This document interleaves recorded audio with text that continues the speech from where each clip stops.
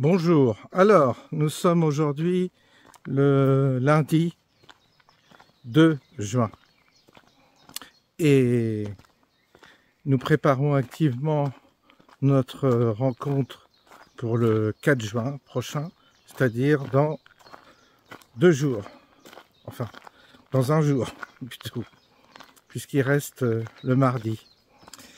Nous allons nous retrouver donc à Vers de l'Eau à 10 h. Nous serons là à 9 h pour installer les tables, préparer, enfin il y a quelques préparatifs matériels à organiser pour recevoir dignement les gens. Donc bon, ça débutera à 10 h du matin officiellement, mais nous serons là un peu plus tôt pour préparer, mettre les tables, etc. Nous sommes allés aujourd'hui voir la salle et je pense avoir pensé à peu près à tout pour que ça se fasse dans de bonnes conditions. Il n'y a qu'une chose que nous ne pouvons pas, comment dire, que nous ne pouvons pas maîtriser, c'est le climat, le temps. Alors la météo, bah, ce sera un peu frais, je crois. Donc la visite du jardin se fera à 14 h. Et on aura l'occasion déjà pendant la matinée de faire connaissance. Alors évidemment, les dernières recommandations, c'est de prévoir quand même un kawaii ou un vêtement de pluie, on ne sait jamais, mais je ne pense pas qu'il va pleuvoir. Cependant, pour ne pas être surpris, il vaut mieux prévoir. Et puis peut-être une laine, parce que je pense qu'il fera frais. Frais le matin et frais le soir. On prévoit 19 degrés, vous voyez, c'est pas très chaud. À part ça, bah, chacun portera de quoi évidemment manger. Alors moi j'ai pensé à simplement le matin on offrira le café et quelques viennoiseries. Enfin ce sera des chouquettes, je crois, que on a commandé pour que les gens puissent être accueillis dans de bonnes conditions. Il y aura aussi à notre disposition du jus de pomme et du cidre, voilà, qui sera au frais. Ça c'est proposé par les gens qui tiennent le lieu. Donc on sera facturé en fonction de la consommation. Alors on va pas se prendre trop la tête pour l'argent, ni faire des complications. J'ai horreur des complications. Donc dès que les gens arriveront, on demandera une participation minimum de 20 €. Je pense que ça suffira. On peut donner plus, évidemment, c'est pas interdit. Mais parce qu'il faut couvrir quand même, il y a pas mal de frais annexes. Mais il y aura dans contrepartie une visite et puis la jouissance de la salle, du lieu, qui est déjà pas mal, vous verrez. Et puis la visite du parc qu'on va nous facturer ensuite. Donc c'est nous qui centralisons. Et il y aura Martine qui sera là avec sa caisse, qui sera là pour encaisser soit les espèces, soit les chèques. Et puis voilà, sinon vous paierez par PayPal via mon compte éventuellement. Il y a plusieurs moyens de paiement. On a vraiment fait au maximum pour que ça coûte le moins cher possible. Hein. Ça peut pas tirer les prix au plus bas. Qu'est-ce que je voulais dire? Donc l'organisation de la journée, ben, accueil bien entendu. On va se retrouver dans un endroit. Alors vous verrez, il y a plusieurs lieux. c'est intéressant. On se retrouvera dans un endroit pour simplement démarrer cet échange et cette journée avec une forme de méditation, de recueillement. Voilà, on appelle ça comme on veut. C'est juste pour créer que chacun se recentre un peu, c'est tout. C'est une histoire simplement de faire juste un instant, ça ne durera pas longtemps, juste un instant ne vous effrayez pas, juste un instant de calme, une forme de communion dans le silence pour justement attirer des bonnes ondes, attirer des bonnes fréquences. Et donc on aura ce moment et puis ensuite on se retrouvera soit dans la salle, soit on verra, mais la salle se prédispose bien à cela et on aura l'occasion d'échanger et de participer tous à cette journée. Quand je parle de participer, c'est-à-dire qu'il y aura certainement des questions qui seront soulevées et on essaiera aussi chacun de nous présenter.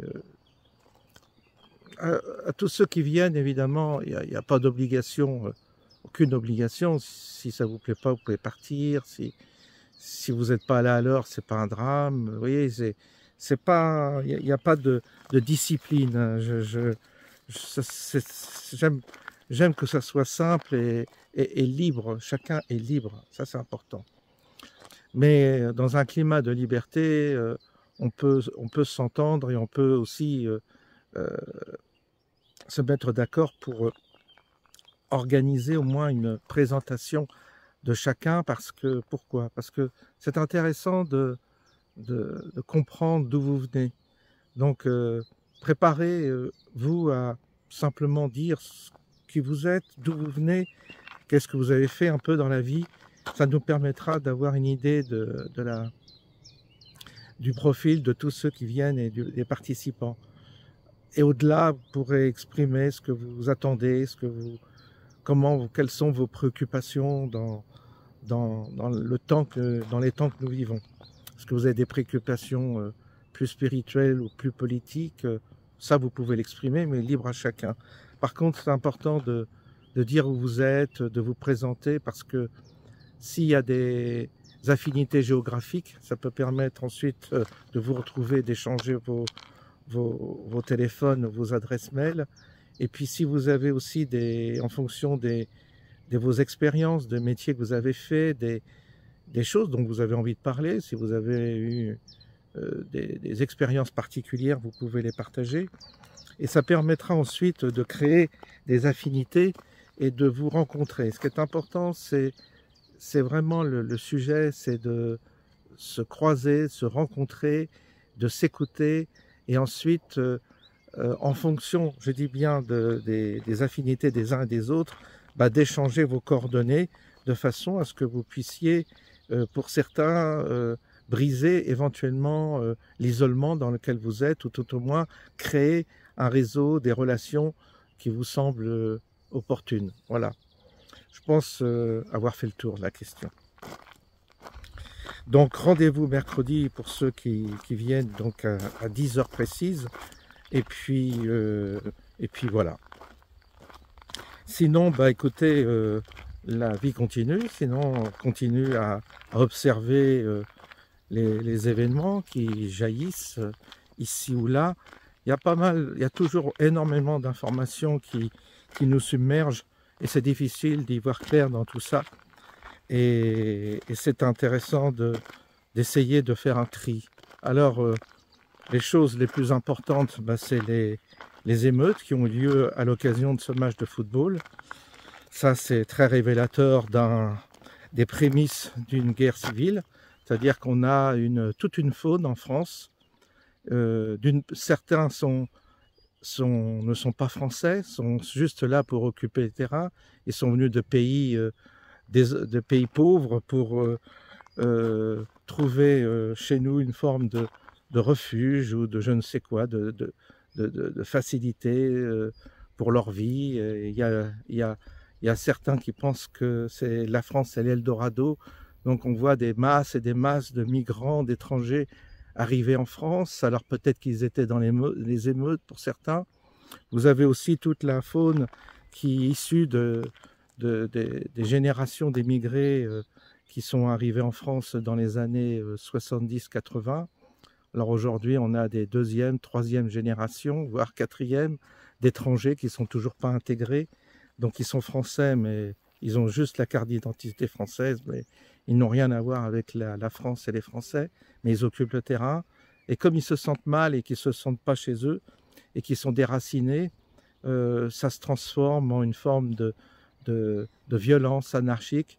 Ils ont un plaisir à tout casser, tout abîmer, parce qu'ils sont habités par, d'une part, une forme de haine et de rage de ne pas se sentir chez eux, bien qu'ils soient nés ici, mais on voit bien, eux-mêmes s'excluent par leur comportement, leur vocabulaire et leur manifestation identitaire. Donc ils s'excluent eux-mêmes, donc c'est un cercle infernal. Ils s'excluent, nous on n'a pas envie de les inclure non plus quand on les voit. Donc c'est une guerre sous-jacente qui oppose une population française vieillissante, inerte, faible, à une population jeune, vigoureuse, prête à en découdre. C'est certainement un scénario de confrontation apocalyptique qui nous attend, parce que si les boomers et la suite des boomers et les enfants des boomers, mollassons comme ils sont, se confrontent à cette population vigoureuse, en forme physique, eh bien, ils ne feront pas le poids. Ils passeront à la casserole, point final. On n'en parlera plus. Mais le seul moyen d'échapper à ça, c'est les forces de police, les forces de maintien de l'ordre, et puis l'armée.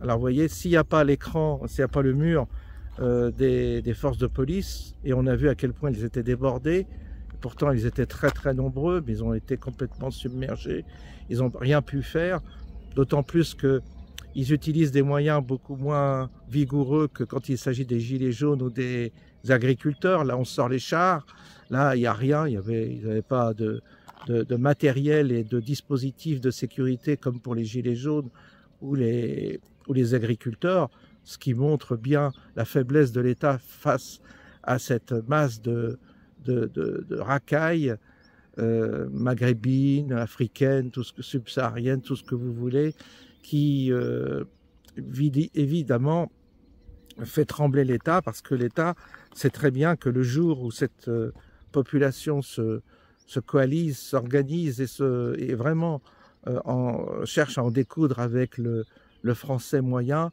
eh bien, il n'y aura pas assez de force de police, de maintien de l'ordre pour s'opposer aux méfaits que ces derniers envisagent de faire. Alors, ce sera comme pour les émeutes qu'on a vécues, le pays sera débordé. Il faudra se défendre soi-même, sachant que la plupart sont incapables de se défendre. Donc, beaucoup passeront évidemment à la casserole, parce que beaucoup n'ont déjà pas les moyens physiques de se défendre et ni les moyens matériels de se battre, puisque les armes sont interdites pour les Français, mais elles sont autorisées pour les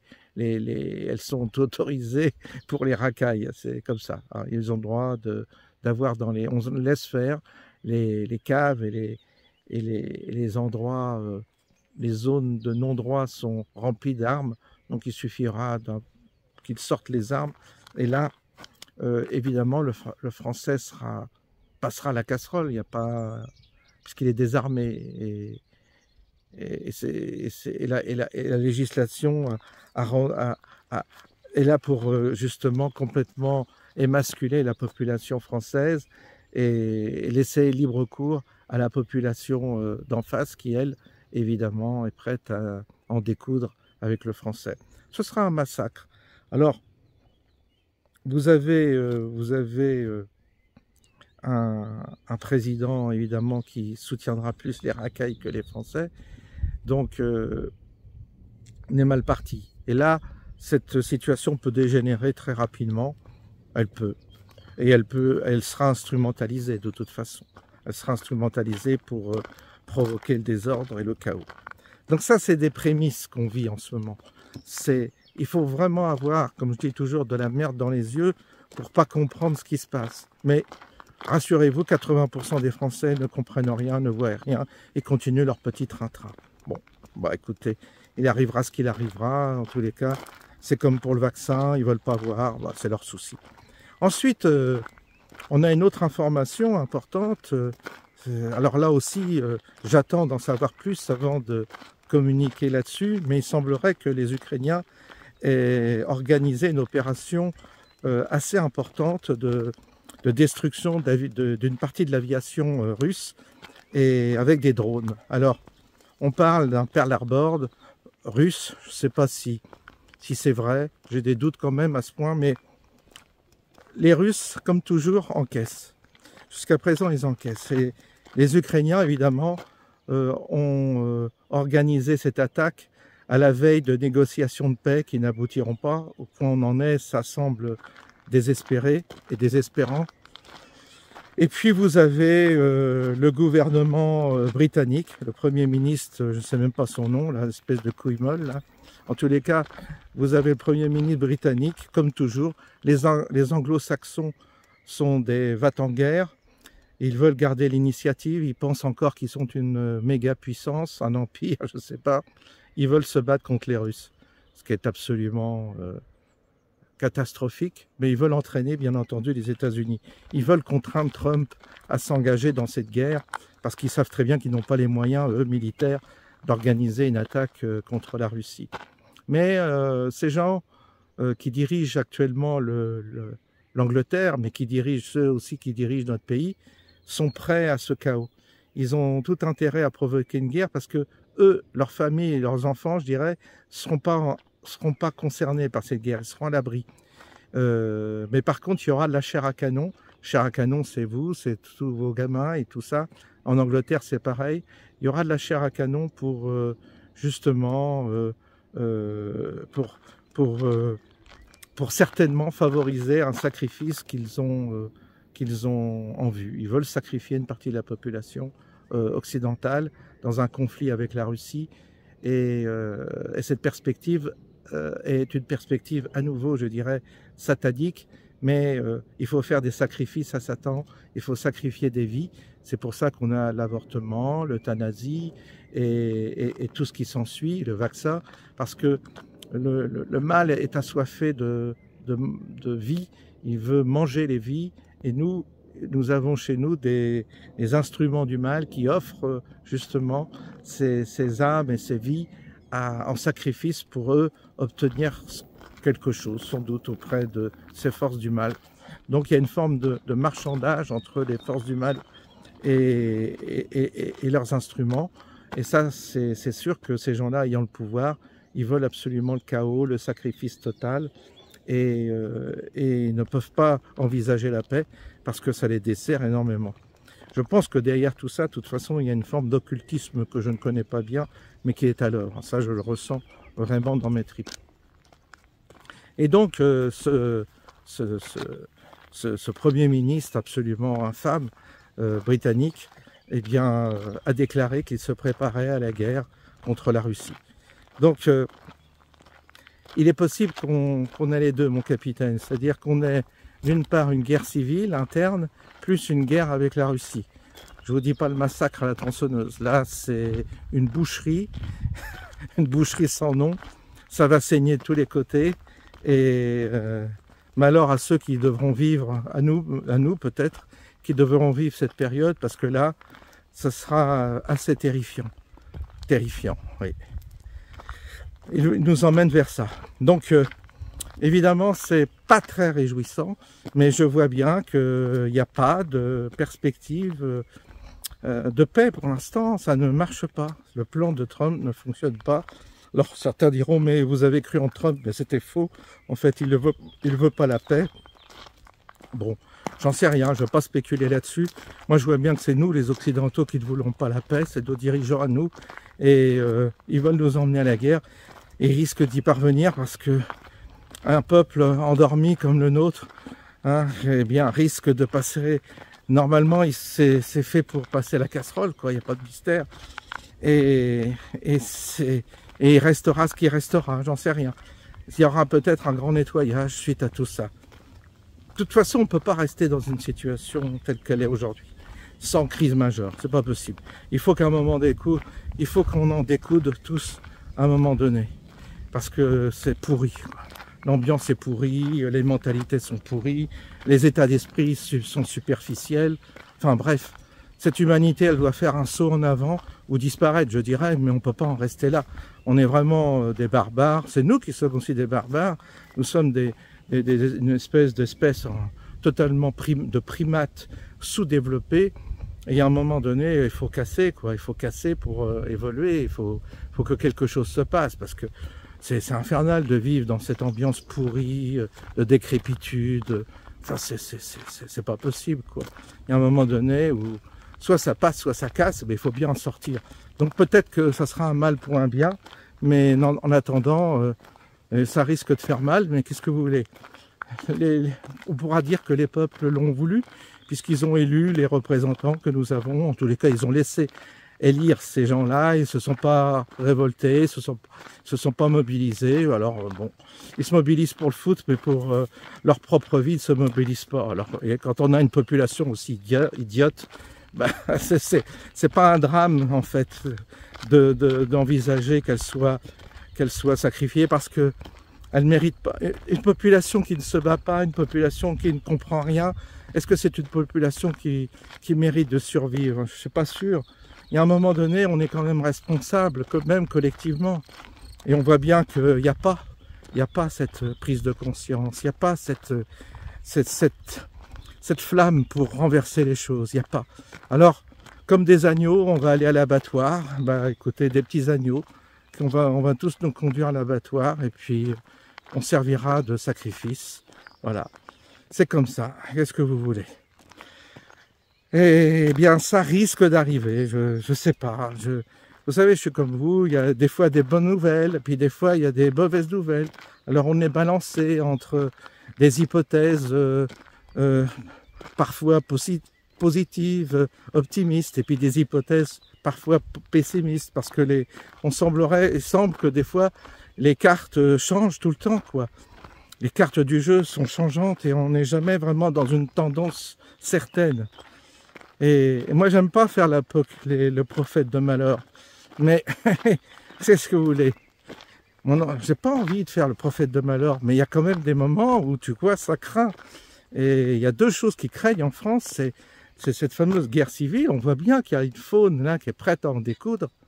Et puis, vous avez quand même, là, l'info, elle est sûre, cette attaque de l'Ukraine sur la Russie, c'est grave, parce que si la Russie est vraiment été touchée telle que je l'ai vu et telle que je l'ai lu, ils vont pas en rester là, les Russes, parce qu'il y a une participation à cette opération de destruction d'une partie de l'aviation russe. Il y a une participation de l'OTAN, et il est fort probable que les Russes, pour le coup, en général, ils n'en ont pas encore fait, mais pour le coup, il est probable qu'il y ait des représailles sur notre territoire. Et représailles, ça veut dire des missiles qui vont peut-être nous tomber sur la gueule, sur des points stratégiques. Et là, ce sera le début d'une grande guerre. C'est possible, je ne dis pas que c'est ce qui va arriver, mais c'est pas improbable non plus. C'est pour ça, on est sur les dents, là, avec ce qui se passe. Et ça viendra pas de l'Iran, ça viendra pas du Moyen-Orient, ça viendra toujours pareil, entre l'OTAN et la Russie. Il y a vraiment un pouvoir, l'État profond va en découdre avec le régime russe. On voit bien qu'ils veulent démanteler la Russie. Et derrière, vous avez la Chine aussi. Donc, il est évident que si on déclare une guerre à la Russie, la Chine va s'allier avec les Russes. Et les deux puissances nous mettront la pâtée, parce que nous, on n'est pas à la hauteur de cet enjeu. Alors, les élites le savent certainement, mais ils sont pris dans une logique qui nous échappe de toute façon. Si on ne voit pas le côté occulte, et satanique, il n'y a aucune rationalité là-dedans, aucune. Donc voilà un peu les éléments d'information que nous avons actuellement, qui sont peu encourageants, Alors on verra, mais ça craint, et il y a beaucoup de va-t-en-guerre hein, chez nous. Et puis Zelensky, vous savez, c'est le troublion, c'est le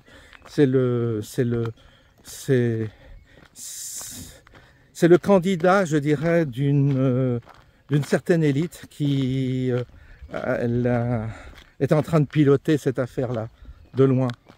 Et il obéit à ses ordres, il obéit à ses maîtres, Zelensky. Et là, ils ont fait une sacrée opération vis-à-vis de la Russie. Cette histoire ne va pas rester sans réponse, je crains, parce qu'il y a eu des bombardiers qui ont été détruits. Et ces bombardiers, c'est des bombardiers qui sont nucléaires, qui sont voués à transporter des charges nucléaires. Et donc, il y a eu j'ai lu qu'il y avait, alors là aussi, il faut vérifier, mais il y aurait eu des traités par lesquels ce type de transporteurs, ce type de matériel, d'avion, et doit être visible par les satellites. Il y aurait eu un traité qui prétend que tous ces engins de transport doivent être visibles de façon à ce que les mouvements soient détectés par les satellites. Il y aurait eu un traité comme ça qui obligerait à ce qu'on puisse voir. Et ce traité, tout le monde doit l'observer. Les Européens, les États-Unis et la Russie, enfin les puissances nucléaires. Et puis comme ce traité, comme toujours, il semblerait que les Russes se soient fait piéger, puisqu'ils avaient leurs bombardiers évidemment qui étaient visibles, et ils auraient eu donc, les Ukrainiens auraient eu les positions de ces bombardiers afin de les atteindre. Ce qui est une traîtrise par rapport à un traité qui évidemment, si tu l'observes, te fragilise. Alors, s'il y a eu vraiment trahison du traité en question par l'OTAN, c'est-à-dire si tu ne respectes pas les règles du jeu, même au niveau nucléaire, je ne pense pas que les Russes vont bien le prendre. Mais cette histoire, je viens de la lire, hein, c'est relayé un peu par Philippot, je crois, oui. Toujours pareil, il y a beaucoup d'explications qui sont données comme ça, et tout ça est sujet à caution. Il ne faut pas se précipiter, tout est sujet à caution. Alors on ne sait pas si vraiment cette flotte a été vraiment abîmée ou pas concernant la Russie. Le Premier ministre, il a dit une chose, mais est-ce que c'est juste une posture et que derrière, il n'y a pas vraiment l'intention de s'engager dans une guerre, c'est juste un narratif possible aussi. Donc là aussi, il faut prendre tout avec des pincettes et des précautions. C'est pour ça que je communique pas trop là-dessus, parce que si vous voulez, si on est les yeux rivés sur les réseaux, on peut se faire aussi nous balader et manipuler. Parce qu'on se fait quand même manipuler hein, pour beaucoup de choses. Hein. Il faut faire très attention, même parmi les youtubeurs dissidents, les personnages qui sont dans la dissidence. Je suis très prudent, très prudent, parce que il y a parfois de l'opposition contrôlée, ça c'est une chose, mais il y a aussi des êtres qui naviguent là-dedans pour s'enrichir, pour se remplir les poches, je dirais d'une manière cynique, et qui n'ont aucun but réel et sincère de participer au rétablissement de la France, quoi. C'est ça aussi. Donc il y a des gens qui sont là par opportunisme, et qui veulent simplement s'enrichir, enfin s'enrichir ou gagner leur vie, surfer sur une population qui est gourmande de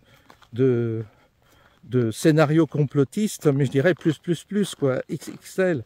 Il ne faut pas en rajouter non plus. Comment il s'appelle déjà? Jovanik, ah je sais plus. Vous savez, celui chez qui il y a eu une perquisition, Jovanik, je crois, c'est ça. Je devrais vérifier d'ailleurs, mais je n'ai pas moyen. Jovanovic, voilà, je vais le dire enfin. Alors, lui, j'en avais déjà parlé, Jovanovic, c'est ça. Et il a eu une perquisition. Et puis, il s'est engueulé avec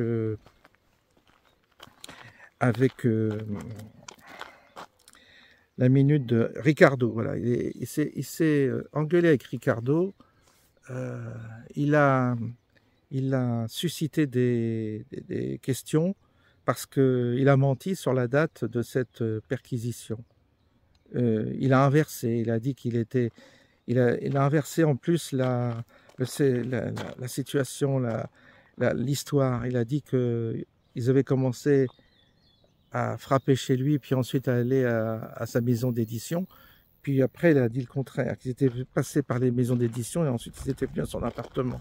Ah non, il a déplacé la date juste la veille de la publication de son livre, de cette histoire. Il y a une instrumentalisation évidente et le personnage devient très trouble d'un seul coup.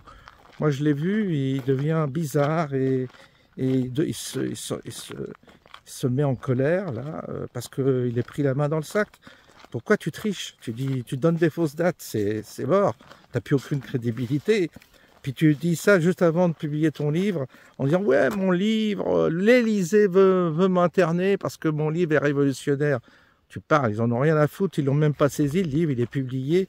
Et s'il est vraiment déstabilisant tout ça, il aurait été supprimé, j'en sais rien. Et puis, il aurait été supprimé, je vais pas arriver à le dire. J'avoue, ah, je sais plus. Vous voyez, je suis fatigué là. Et donc, il, euh, il a, comment dire, il y a un truc qui colle pas dans cette histoire parce que aujourd'hui, ils ont les moyens de supprimer les gens. Donc, si vraiment le mec il te dérange, ouais, il est plus en vie, quoi. À partir du moment où tu déranges vraiment, il te limite. Hein. Alors, je sais pas. Je sais pas qu'est-ce qu'il en est, mais moi, je me dis qu'il faut être prudent, qu'il faut être très, très méfiant par rapport à ces personnages qui sont là parfois par opportunisme pour développer leur business. Et puis voilà. Alors, il s'est retrouvé, Jovanovic, il s'est retrouvé, je cherchais, j'ai du mal à le retenir son nom, Jovanovic. Ben, il s'est engagé là dans une cause palestinienne. On dit qu'il a l'intention est très très virulent par rapport aux Juifs, par rapport à Israël, en défendant Gaza, mais certains disent qu'en fait c'est du business aussi, qui cherche à se faire une clientèle chez les musulmans. On ne sait pas, vous savez, puis prendre des positions comme ils prennent dans des contextes compliqués, non, on fait attention, on met les pieds quand même. Alors là il y a aussi peut-être de la manipulation, il y a peut-être un manque de sincérité. Enfin, je sais pas. Franchement, moi j'écoute plus ces gens-là. Je suis fatigué de leur blabla, de leurs histoires. Ils sont en train de toute façon de s'entre-déchirer. Il y a une forme de panier de crabe là dans la dissidence qui me rassure pas. J'ai entendu des trucs très douteux sur tous ces gens. Et je me dis, bah moi je suis content parce que en fait, je n'ai pas de grosse notoriété, mais une petite notoriété, mais pas grosse dans le milieu. Et je pense que je suis pas dedans. Je suis pas dans les starting blocks de ces réseaux-là. Je suis pas là-dedans. Je pense que des gens comme moi, ça les intéresse pas. Parce que on voit qu'il y a une forme de collision qui se fait entre eux, ils se reçoivent, je sais pas, j'ai jamais été contacté, jamais j'ai eu j'aurais pu être contacté, ils ont mes mails et tout ça, parce que mes mails sont sur ma chaîne.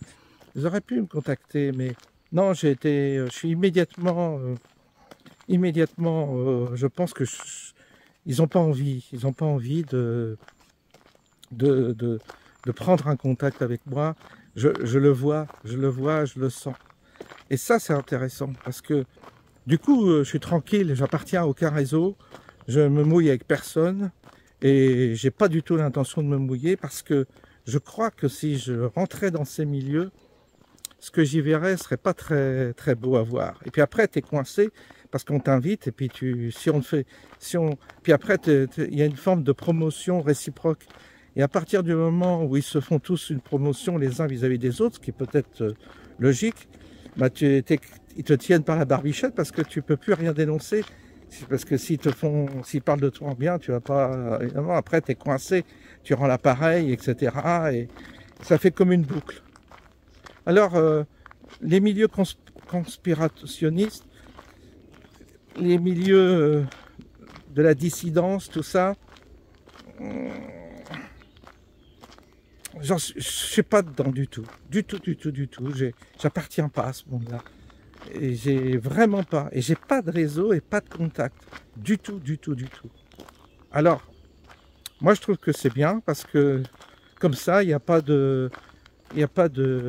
d'histoire. Je préfère pas trop voir ce qui s'y passe parce que ça m'obligerait à dire la vérité. Et si j'étais amené à dire ce qui se passe vraiment, peut-être que là j'aurais des ennemis, vraiment des ennemis. Et non pas parmi le gouvernement, le pouvoir, mais des ennemis à l'intérieur même de la dissidence. C'est quelque chose que j'ai senti quand j'ai un abonné qui m'a transmis les propos du père de Philippot à mon égard. Il a été très très violent et ça c'est révélateur de quelque chose.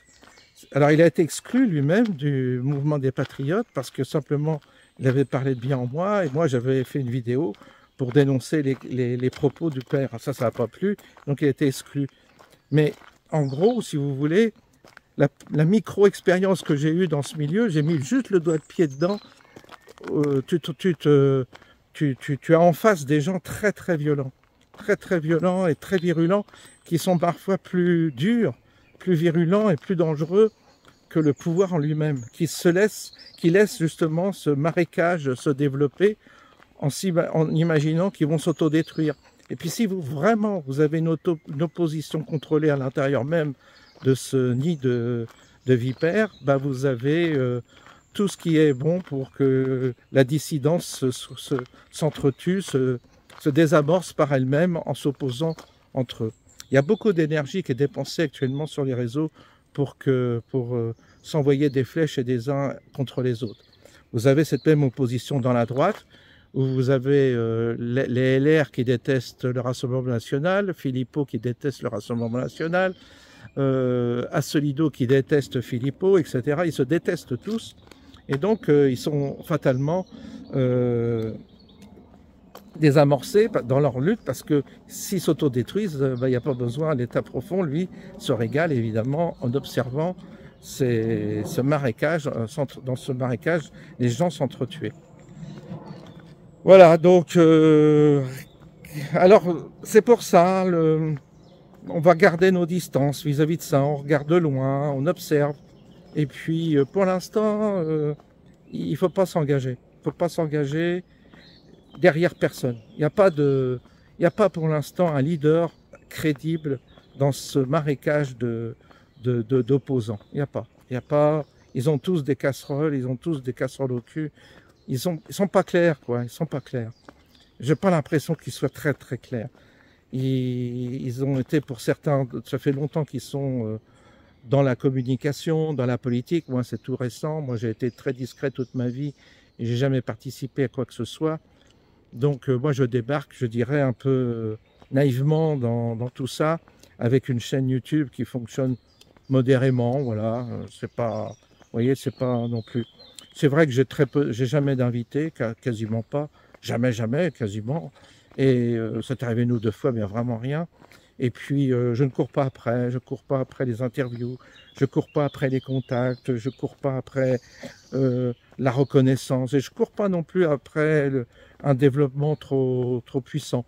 Je préfère faire mon petit bonhomme de chemin, tranquillement, en étant tout en étant exposé, mais en gardant mon propre discernement, avec aussi une certaine discrétion, parce que voilà, il faut faire attention. Il faut faire attention vraiment où on met les pieds, de tous les côtés. C'est important. Et je pense que de toute façon, les événements s'il y a des événements qui arrivent et qui sont éprouvants, durs, ça sera un révélateur de ce que valent les uns et les autres. On verra. C'est comme ça qu'on jugera. On a vu déjà avec le Covid, on a vu, et ça a révélé beaucoup de choses. Les gilets jaunes aussi, ça a révélé beaucoup de choses. Donc, c'est toujours dans les périodes de crise comme ça, où les personnalités se révèlent. Et après, ça permet de voir à qui on a affaire. Mais tant qu'on n'est pas confronté à des difficultés, eh bien, on n'est pas sûr de ce qu'on... On n'est pas sûr des personnes à qui on a affaire, qu'ils soient dans le pouvoir ou dans l'opposition. Je parle de l'opposition pour l'instant. Donc c'est donc comme ça que j'ai décidé de faire, d'agir. Bon, écoutez, hein, c'est prudent. C'est comme les informations, il faut les regarder avec prudence avant de les valider. Pour ça, ce que je vous dis là, ce que je vous ai dit sur la Russie, sur ces questions de bataille, de guerre, eh bien, soyons prudents. On ne sait pas ce qui se fait et ce qui se prépare en coulisses. Parce qu'il y a une coulisse dans tout ça, et la coulisse, de toute façon, nous échappe. Ça, c'est sûr et certain. Donc, on est simplement baladé d'un côté et de l'autre, tantôt par des bonnes nouvelles, tantôt par des mauvaises. On tournicote, on suppute, on théorise, on spécule, mais en réalité, on ne sait pas vraiment on ne connaît pas vraiment les enjeux. On les devine parfois, mais précisément, on est quand même loin de la vérité. Donc on attend de voir, et puis on verra si on s'est trompé ou pas. En l'occurrence, on va rester là, hein, parce que ça y est, c'est fait. Alors je vous souhaite une bonne soirée. On se dit à bientôt pour ceux qui viennent le 4 juin, c'est-à-dire mercredi. On va se retrouver, ça va être bien. S'il faisait ce temps-là, ce serait l'idéal, mais c'est pas sûr. Aujourd'hui, il a fait 24 degrés et du soleil intermittent, mais c'était très bien comme climat. Et bien, puis vous verrez, le lieu est absolument formidable, magique. Il y a vraiment un climat particulier là-bas. Aussitôt que vous allez arriver dans cet endroit, vous vous sentirez bien. C'est comme ça. Les gens se sentent bien dans ce lieu. C'est un lieu particulier, avec de très très bonnes énergies. Et donc, vous verrez, vous serez conquis. C'est tous ceux qui y viennent sont... C'est comme si on passait dans un vortex et on se retrouvait dans un lieu béni des dieux. Donc rien que le lieu déjà, vous allez voir, c'est formidable. Je vous souhaite une bonne soirée et on se dit à bientôt.